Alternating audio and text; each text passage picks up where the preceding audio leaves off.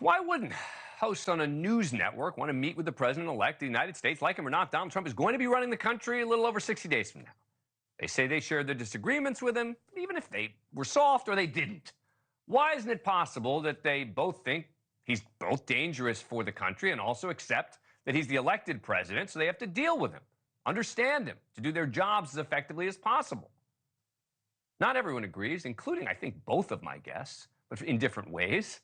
Ernest Owens is an award-winning journalist and the president of the Philadelphia Association of Black Journalists, and John Ziegler, conservative commentator and the host of the Death of Journalism podcast. All right, Ernest, let me start with you. What is so offensive to you about the idea of them going and meeting with the president-elect? I mean, it's not even so much about being offended. It's more about the fact that they have no credibility at this point. They flip-flop all around. It looks like a grift. It looks like they're more focused on their own credibility and their own visibility for themselves more than the greater half of the public. I mean, look, MSNBC as a media source with their type of views is slanted. So they've built a whole career off of really making some strong claims and also making some really compelling arguments against Trump. And it just seems like the fast bait and switch just appears more opportunistic and more hypocritical from them specifically.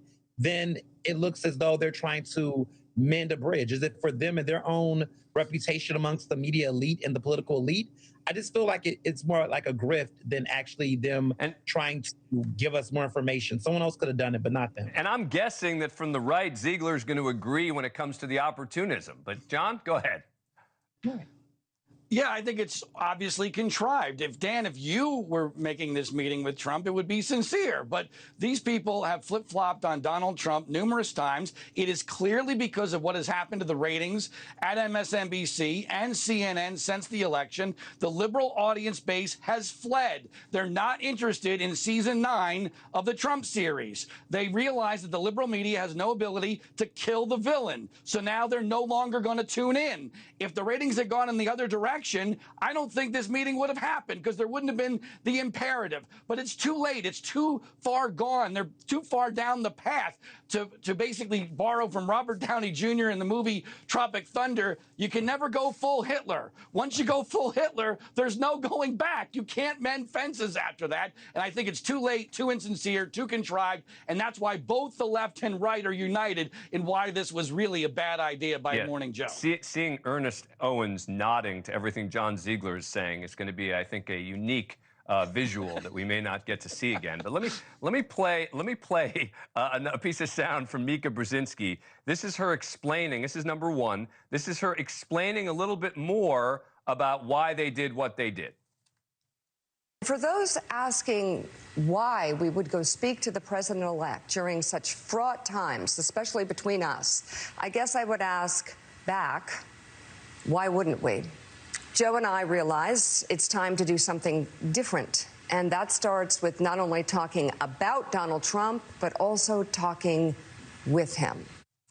Ernest, why isn't that a legitimate defense? Well, here's the point. They could have done it during the campaign. I mean, both of them were running, right? Harris and Trump were both running for president. And while they spent so much time bashing the campaign because they didn't think that he was going to win, if it was about that, they could have done it during the campaign cycle. Because to do it now, choosing to do it now is, how convenient is that? And I think the problem with them is that their whole base of support has been mostly progressive and liberal. Mm-hmm. So they're switching their base to appeal to a new audience. And the fact that they're doing it so fast, I mean, they could have waited till the inauguration. The fact that they did it so fast, like you waited until 2 weeks since the election, all of a sudden you can make time to go to Mar-a-Lago. Like, you could have waited at least till January. My goodness, like the bait and switch and the popping is so fast for me. John Ziegler, you think the liberal base is going to forgive him for this? No. Yeah, I don't think so. Yeah, I think this was a bad. I think this was a bad ratings decision. I think this is bigger picture, though, Dan. This is about how broken the cable news network model is, especially at MSNBC and to a lesser degree at CNN, because We are now living in an era where broadcasting is dead. It's all about cult casting. They are engaging in cult casting, but they're pissing off their own cult to no gain because they are going to receive exactly 0 Trump voters in their new audience and trying to appeal to the middle on this. NewsNation is doing a very good job of trying to break this model, but I don't think it can work for MSNBC. All right. No. All right. Well, look, you guys agree. I don't think it was a bad move for them. I'm not saying it's going to help their ratings per se, but I think it's kind of good for the country. But you guys, see it as just opportunism, and I get it. I don't think. Yeah. I wish we lived in that world, Dan. I know.